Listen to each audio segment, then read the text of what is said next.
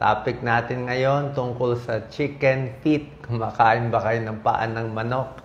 Okay, sanayan to. Pero actually, magugulat kayo, mura lang tong paan ng manok, kinakain ng Pilipino. Meron palang pag-aaral. May mga benepisyo sa balat, sa kutis, at sa arthritis. Kaya kung problema nyo, tumatanda, nagsasag yung balat, kung problema nyo, masakit ang tuhod sa pag-edad, arthritis, tingnan natin kung bagay sa inyo ang chicken feet. Pero syempre, may positive, meron ding negative konti sa chicken feet. Sa ibang bansa, ang chicken feet parang tinatapon nila sabi nila madumi. Pero sa atin, sa ibang bansa naman, mura at nutritious ang chicken feet kasi mataas siya sa collagen. Okay, yung collagen, naririnig nyo, maraming produkto nagbebenta ng collagen. Pero ito, natural collagen. May collagen sa mga litid-litid ng bulalo, pero chicken feet may collagen yun eh. Di ba yung paa ng manok, may mga litid-litid doon eh. Tsaka maraming klaseng luto at mga sarsa. So, minsan lang baka sa sarsa tayo magkakatalo. Ano ang laman ng chicken feet? Diba? Pang mahirap, pang mayaman, kinakain din ng chicken feet. Ang chicken feet may balat. Okay? May balat siya, may litid siya sa loob. Kinakain yung litid, healthy yon. Yung parang madikit-dikit. At may tendon doon. May tendon, may litid, at may maliliit na buto.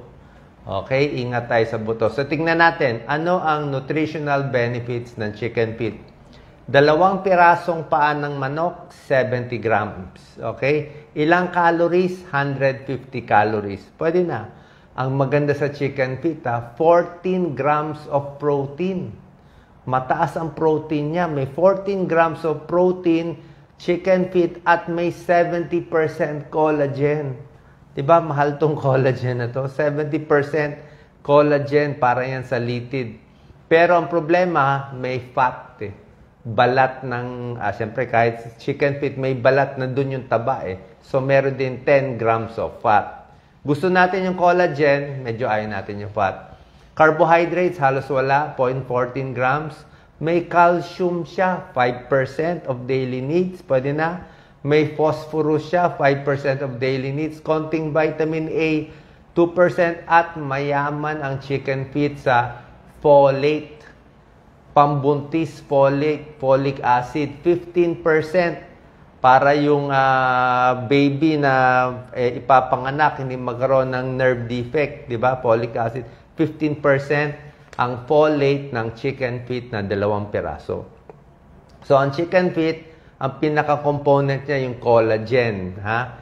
So, para sa shape, strength, sa skin, gaganda, tapos yung folate nga para sa hindi magka-abnormalities ang bata at pampaganda ng DNA synthesis. Tingnan natin benefits of chicken feet. 3, mainly. Number 1, chicken feet, pwede daw pampaganda. Okay, for skin. May pag-aaral, pag kumakain ng maraming chicken feet, yung balat mas hydrated. Paluto tayo kay Doc Liza ng chicken feet. Yan, may sa chicken feet. Mas elastic, mas malambot ang muka at mas dense. At yung cellulite, yung taba, pag kumukulubot ganito, nababawasan. At yung skin waviness, nababawasan. Okay? Tingnan natin yung pag-aaral. Pwede na naman yung pag-aaral nito.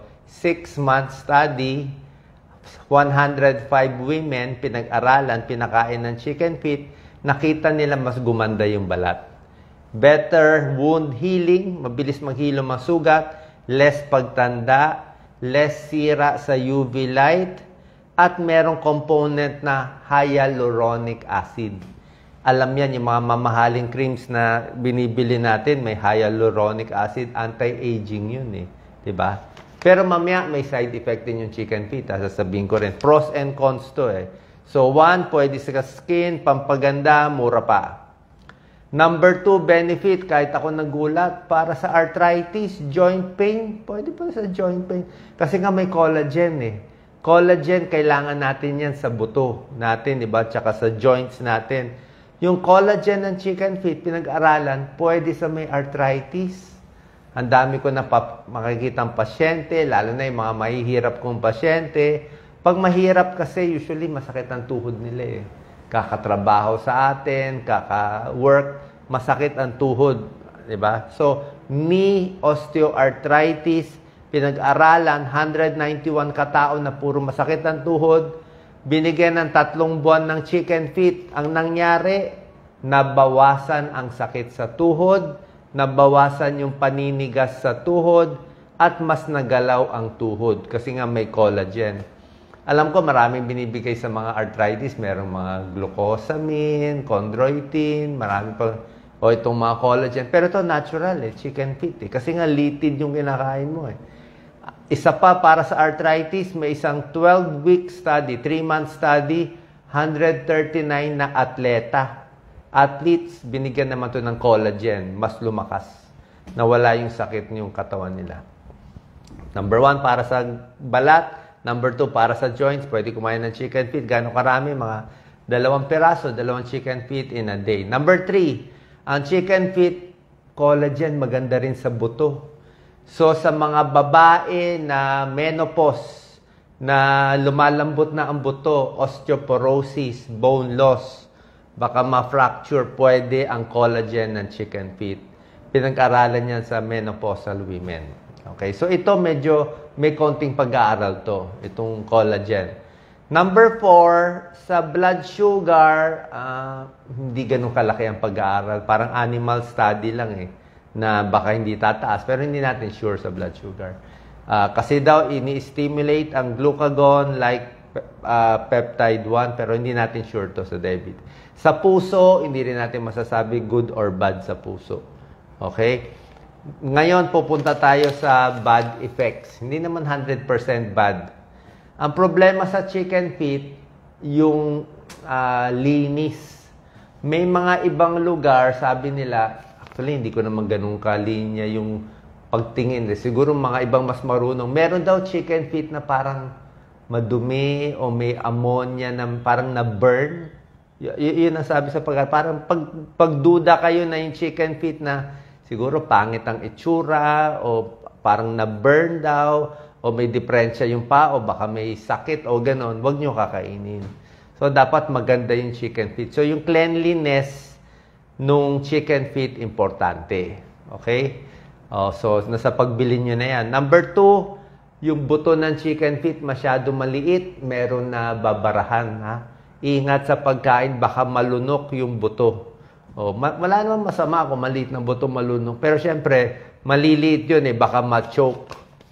So, cleanliness, choking risk. Another problem sa chicken feet, yung fat content. Medyo mataas ang fat content natin. Di ba? Sinabi ko, 10 grams of fat. Tsaka meron siyang trans fat sa balat So, tapos ang chicken feet, prito pa, di ba? Deep fried, minsan may sauce na maalat-alat, na maanghang-anghang, masarap pagkaluto. May konting trans fat. Pag deep fried, pwede tumaas ang cholesterol. So, yun lang ang mga konting issue. Di ba? Pero otherwise, kung healthy ka naman, malinis yung chicken feet, kayo nagluto, tinanong ko nga yung kasama namin dito, di ba? Pag si Doc Lisa, lagi kumakain ng chicken feet yan So, yan ang binibili niya So, actually, pwede pala siya kainin. So, okay ang chicken feet para sa mahirap, source of protein, parang karne na rin, mura pa kung nagtitipid tayo. Lalo na kung may arthritis kayo o baka may problema sa balat, pwede subukan ito.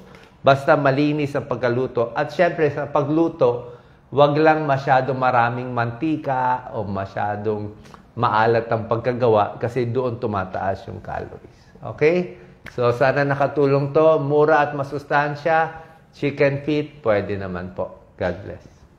Share po natin.